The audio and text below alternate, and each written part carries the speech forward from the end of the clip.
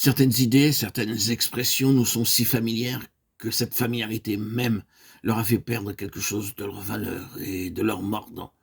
Le passage de Corinthiens 5,17, si quelqu'un est en Christ, il est une nouvelle création et non créature, en est un exemple typique. Le mot principal de ce verset a un sens, une valeur, une portée dont nous n'avons, j'en suis certain, pas encore fait le tour et qui nous réserve encore bien des découvertes.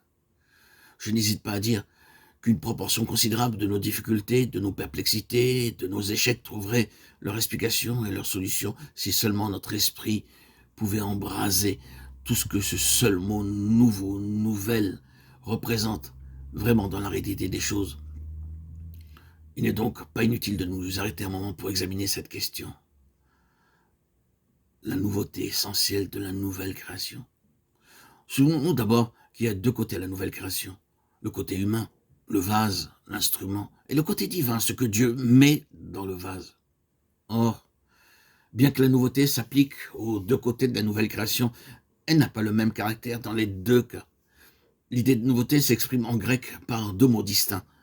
Le premier désigne ce qui, sans être nécessairement d'origine récente, porte néanmoins les marques de la fraîcheur et du renouveau.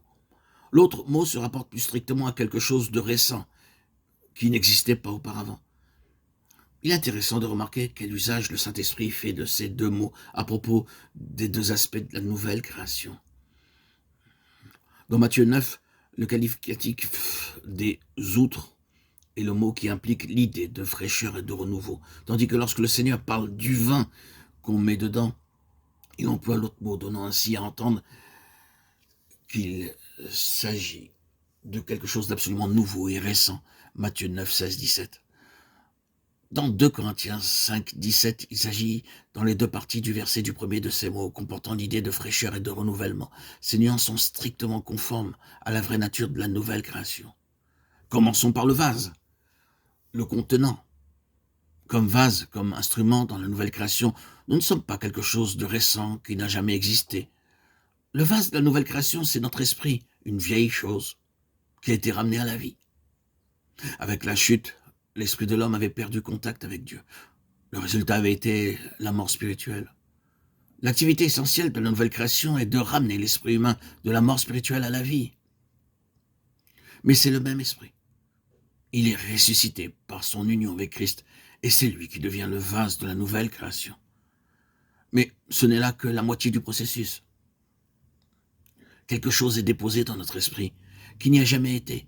Une vie, et une vie qui n'est pas un simple renouveau, mais qui est nouvelle, récente, absolument inédite pour nous. Cette chose-là, qui est si entièrement nouvelle, on ne la met jamais, dit la parole, dans de vieilles outres. Il faut que le contenant soit renouvelé, remis en état de vie, pour devenir le digne réceptacle de cette vie nouvelle de l'Esprit de Dieu. Ce sont donc là les deux aspects de la nouvelle création. D'une part, quelque chose qui est fait au vase, et d'autre part, quelque chose qui est mis dans le vase. Or, il y a là un principe auquel Dieu s'est lié et qu'il inspire dans tout ce qu'il fait. Sous quelque angle qu'on considère son activité, on peut en observer l'application. Quand Dieu fait une œuvre nouvelle, il ne l'édifie jamais sur de vieilles fondations. S'il entreprend quelque chose de neuf, il ne prend pas ses matériaux dans le vieux stock. Il nous faut un renouvellement complet. Dieu ne met pas sa vie, son vin nouveau, dans de vieilles outres. Ce principe se trouve appliqué dans le domaine de la vérité évangélique autant que dans n'importe quel autre. Prenez par exemple telle ou telle vérité doctrinale retrouvée par l'Église grâce à une vraie révélation de Dieu. À ce moment-là, c'est une réalité toute palpitante de la vie du Saint-Esprit. Les générations suivantes pourront bien adopter cette doctrine, essayer d'en tirer le meilleur parti possible, mais cette adhésion officielle à une vérité doctrinale simplement parce qu'elle a fait ses preuves demeurera stérile si elle n'est pas accompagnée d'un vrai renouveau dans l'expérience de ceux qui l'adoptent. C'est justement là, hélas, que tant d'erreurs ont été commises. Telle grande réalité spirituelle qui un jour retrouva sa place dans l'Église fut adoptée par les générations postérieures d'une façon toute objective, sans que les bénéficiaires d'une telle succession entrassent eux-mêmes dans la réalité de la chose et dans son expérience vivante.